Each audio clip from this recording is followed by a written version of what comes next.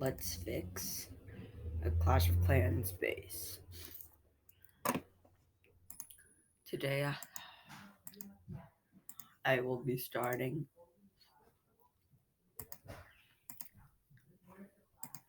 migrating Almighty fixing of a very rushed Clash of Clans base. I've been working on this for quite a long time. Today's Wednesday, right? I need to do 20 minutes. Shh. Shh. Shh. What the? Why are you shushing me? I'm recording, bro. This is my room. We're gonna die. So in order to fix my base, for those of you that don't know, Clash of Clans is a very interesting game. It's a game with a wide variety of units that you can train,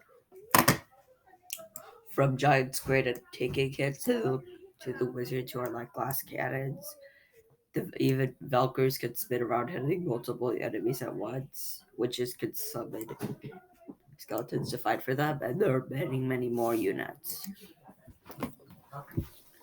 You could criticize this all you want, but I use a relatively simple strategy for going for my attack. So my base looks like, I'd say it would be a good TH9 or 10. Actually, I do have one major area I lack in. I don't really have I haven't really upgraded my Infernos. Other than that, it looks like a sizable TH10. Not max, but neat. However, because I'm a TH11, I have to hold myself to a higher standard than a TH10. Now I'm going to be doing my attack. Ooh, I have CC troops. I wonder what's in my CC.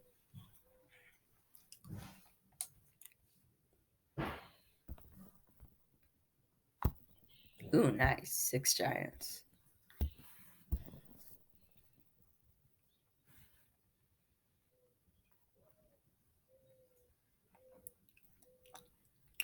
I have to skip bases with an eagle because those tend to be too powerful for me. And ones that are highly upgraded. I mean, I could take an eagle with a bunch of weak stuff, but just an eagle by itself is way too hard. But an eagle with a good base is way too hard.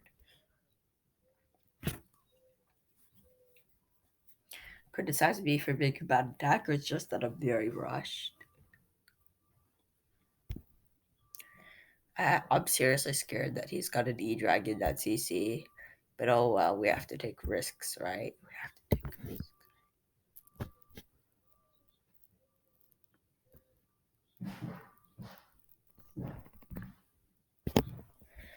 So we're going to be busting open.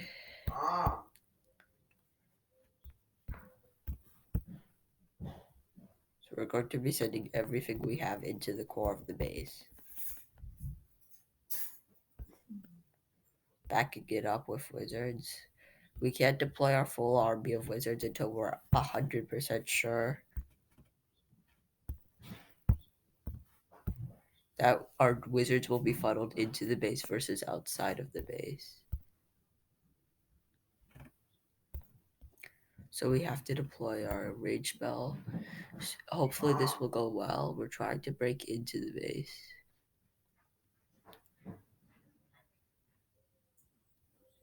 The reason is simple. If we can break in, then we'll get...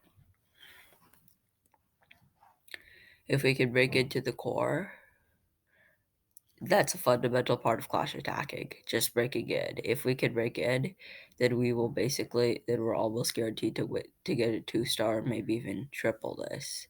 But it looks like only 2-star or 1-star. Yeah, probably 1-star, let's be honest. I'm losing one of my last wizards. It's charging. I can't move. Don't talk to me in that tone of voice, David. Please come here. Then hold on one second.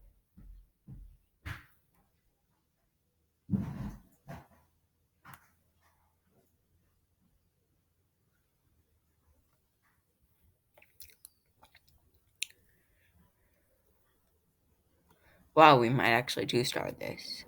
So the way this Clash mechanics works for those of you that don't also play Clash is that we have to is that there's a base, and if we destroy 50% we get 1 star. If we destroy the town hall we get another, but it doesn't matter what order we do that in. And if we destroy every single part of the base, then we get a free star, and we get them all the trophies and all the loot.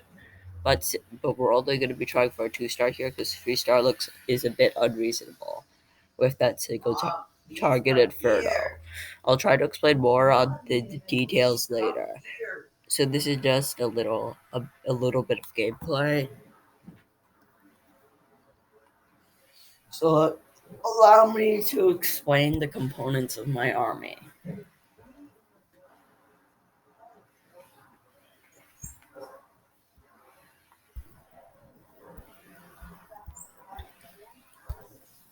Allow me to explain. So these are giants. As you can see, they have a lot of hit points, but not very much DPS, and they do take 5 housing space. So they're the takeout of my army. That here are the wizards. They do a lot of damage, but don't have very much hit points. Hence, I put them behind the giants. They complement each other naturally. And lastly, these are the healers. I can't hear you. Shut up! No. And lastly, these are the healers. They could heal my giants. They make my giants last a lot longer, especially when there are 5 of them healing. Also, my army has my component heroes. As you can see, they're healing right now. This is my Barbarian King. Lot of health, little damage, like the giants. Archer Queen. Lot of damage compared to health. And Grand Warden. Not very much of either damage or health, but does have a very helpful ability that makes the rest of my troops invincible.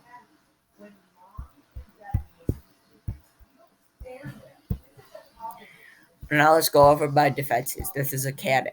Very simple. Only hits land.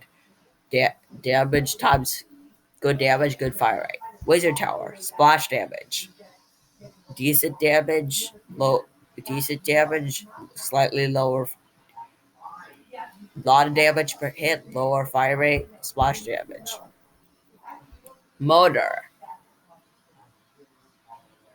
Very long range, but and a decent amount of damage per hit, but doesn't fire very rapidly. Archer Tower, like the cannon, except it can hit both land and air. Expo, rapidly shoots darts. I have set it to ground mode, although I can also set it to air. I think I'll be more resilient against attacks if I set it to air.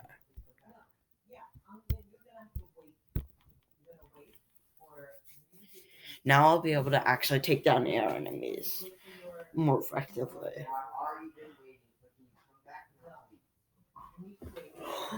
Yeah, I think that will save my base against those electro giants. Gold block gives me gold. Elixir collector gives me elixir. Dark elixir draw gives me dark elixir. Dark barracks uses dark elixir to make troops. Barracks uses elixir to make troops. Dark spell factory uses dark elixir to make spells. Spell factory uses normal elixir to make spells. Gold mine collects gold. Okay, I think I already went over that. Then I have my traps like this giant bomb here, and this bomb there, small bomb there, this spring trap here, skeleton trap there. They all do their own thing. Hidden Tesla. My enemies can't see it when they're attacking my base, but it pops up either at 50% or when they're within range. Air defense. Only hits air, lot of damage per second. Eagle Artillery, my strongest defense, but only activated once 150 enemy troops have been deployed. Oh yeah, and Bomb Tower drops a good against melee troops because it does splash damage and has decent DPS, and drops a bomb when it dies. I'm bored. Let me go over my. Thank you. Thank you for watching. I hope you enjoyed.